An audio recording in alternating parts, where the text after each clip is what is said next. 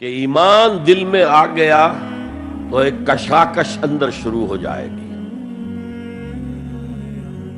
میں اگر فرائڈ کی اصطلاح استعمال کروں تو ایگو اور اڈ یا لبیڈو میں تصادم ہوگا۔ آپ کے نفس کی خواہش کچھ اور ہے، ایمان کہتا ہے غلط۔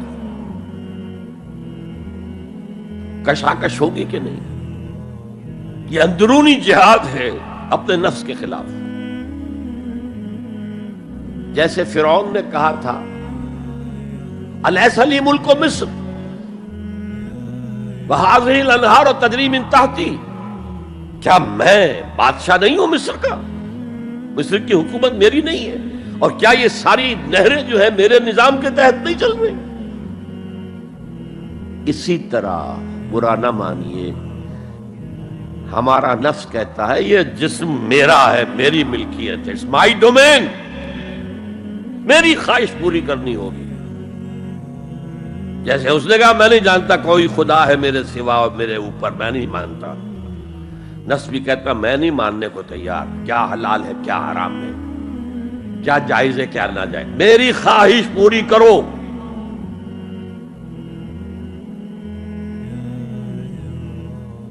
اس کے خلاف جہاد،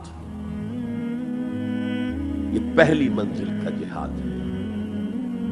اور آپ کو معلوم ہے 3 منزلہ عمارت ہے، تو بلند ترین تو ہے تیسری منزل، اہم ترین ہے پہلی منزل۔ پہلی منزل بنے گی تو دوسری بنے گی، دوسری ہوگی تو تیسری بنے گی نا۔ پہلی منزل یہ ہے اور اہم ترین یہ ہے۔ اسی لیے مولانا روم نے کہا نفس ما ہم کم ترس فرعون نیست، میرا نفس بھی فرعون سے کم نہیں ہے، لیکن ایراعون نیست، اس کے پاس لاؤ لشکر تھا، اس نے زبان سے بھی کہہ دیا تھا انا ربکم الاعلی، میں ہوں خدا۔ میرا نفس بیچارہ اس کے پاس کوئی لاؤ لشکر نہیں، زبان سے تو یہ کچھ نہیں کہتا، اندر یہی کہتا میں بادشاہ ہوں اس وجود کا، میری مرضی پوری ہے۔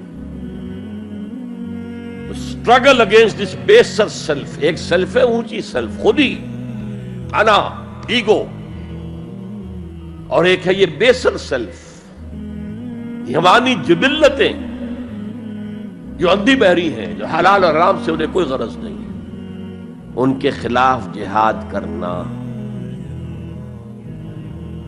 آپ نے فرمایا صلی اللہ علیہ وسلم المجاہد من جاہد نفسہ، اصل مجاہد وہ ہے جو اپنے نفس کے خلاف جہاد کر سکے۔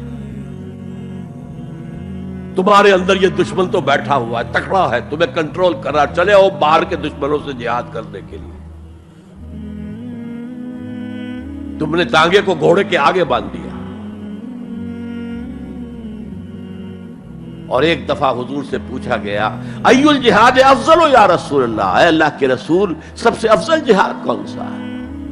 فرمایا ان تجاہد نفسک فی طاعت اللہ، اپنے نفس کے خلاف جہاد کرو، اسے اللہ کا مطیع کرو۔ یہ جو اندر کی کشمکش ہے، کشاکش ہے، یہ جہاد فی سبیل اللہ کا نقطہ آغاز، اللہ کا مطیع بنانا ہے نفس کو۔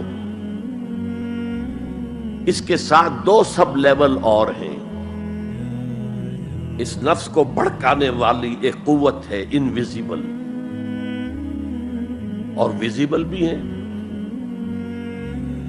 انویزیبل قوت سب سے بڑی ابلیس، شیطان لعین، اور اس کے چیلے چاٹے جنات میں سے،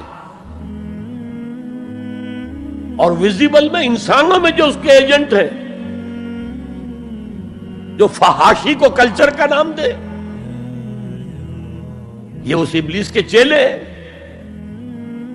ان کے خلاف جہاد نہیں کریں گے آپ، اگر آپ ان کے خلاف ایگریسو ایٹیٹیوڈ اختیار نہیں کریں گے تو آپ ان کے دباؤ میں آ جائیں گے۔ ان الشیطان لکم عدوا فاتخذوہ عدوا، اے لوگوں یہ شیطان تمہارا دشمن ہے، اس کو اپنا دشمن سمجھو۔ وہ تمہیں سبز باغ دکھاتا ہے، بدی کو مزین کر کے دکھاتا ہے، اچھے اچھے نام اس کے رکھ دیتا ہے، اور تمہیں آمادہ کرتا ہے بدی کے ارتکاب پر. نہیں، وہ تمہارا دشمن ہے. افتتخذونہ وذریتہ اولیاء من دونی، تم مجھے چھوڑ کر اسے اور اس کے چیلے چانٹوں کو تم اپنا دوست بناتے ہو. نہیں، شیطان کے خلاف جنگ کا. اور تیسرا اس پر سب لیول کیا ہے؟ معاشرہ اگر بگڑا ہوا ہے، اس کا عمومی رجحان برائی کی طرف ہے، تو سوشل پریشرز آپ کو ادھر دھکیلتے ہیں. جیسے کہ اگر کوئی موب جا رہا ہے تو اس کے ساتھ چلنا تو بہت آسان ہے، وہ خود ہی آپ کو دھکیلتا ہوا لے جائے گا. اس کے خلاف چلنا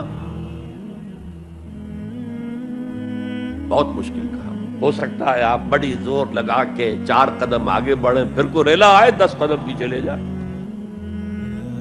تب 2 ہی راستے ہیں، زمانہ بات و سازت تو بعد زمانہ بے ساز. یا تو پیسو معاملہ ہے، زمانہ تمہارے ساتھ سازگاری نہیں کرتا، چھوڑو تم زمانے کے ساتھ سازگاری اختیار کر لو، چلو تم ادھر کو ہوا ہو جدھر کی.